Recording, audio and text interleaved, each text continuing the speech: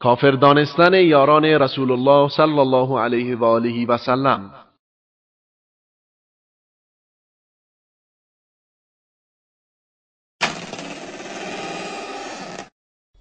شب اول گفتم، شب آخرم باز تکرار میکنم. آجان یا امیر المؤمنین، شما در زمانتون کسی نبود سوال کند هی فرمودید سلونی قبل ان تفقدونی، ولی مردم در تب جاهلیت میسوختن، نمیفهمیدن علی کیست.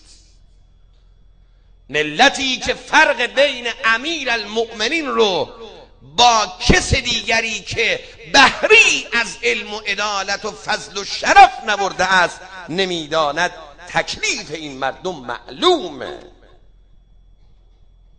مردمی که علی رو رها کنن و به کسانی پناه ببرن که یک چشم به هم زدن اسلام رو قبول نکردن و نه توحید قبول داشتن، نه باور داشتن قیامت و نبوت را. این مردم پیداست چی کارن؟ آقا جان اون موقع کسی نبود از شما بهره ببرد.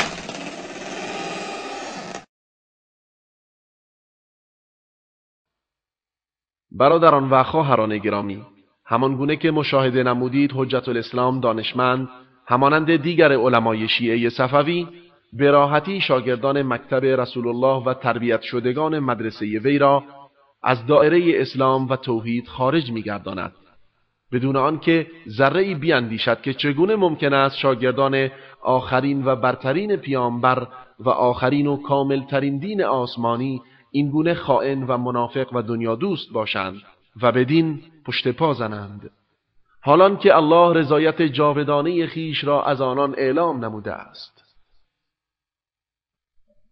آقای حجت الاسلام دانشمند، آیا کسانی که شما آنها را کافر می‌دانید از مهاجرین و انصار نبودند و الله متعال بارها آنان را تمجید ننموده و از آنان راضی نبوده؟ پس چرا این گونه آن بزرگواران را کافر می‌پندارید؟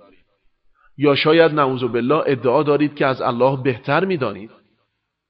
والسابقون الأولون من المهاجرين والأنصار والذين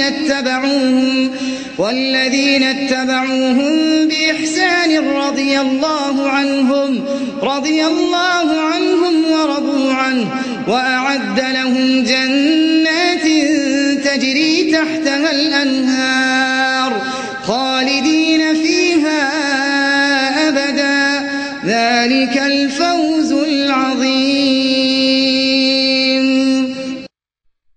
الله از پیشگامان نخستین مهاجران و انصار و کسانی که به نیکی از آنان پیروی نمودند راضی است و آنان نیز از الله خوشنودند و الله برایشان باغ‌هایی آماده کرده که از زیر آن جویبارها روان است و جاودانه در آن میمانند. این است رستگاری بزرگ. إن الذين يؤذون الله ورسوله لعنهم الله في الدنيا والآخرة وأعد لهم عذابا مهينا والذين يؤذون المؤمنين والمؤمنات بغير ما اكتسبوا فقد احتملوا بهتانا وإثما مبینا.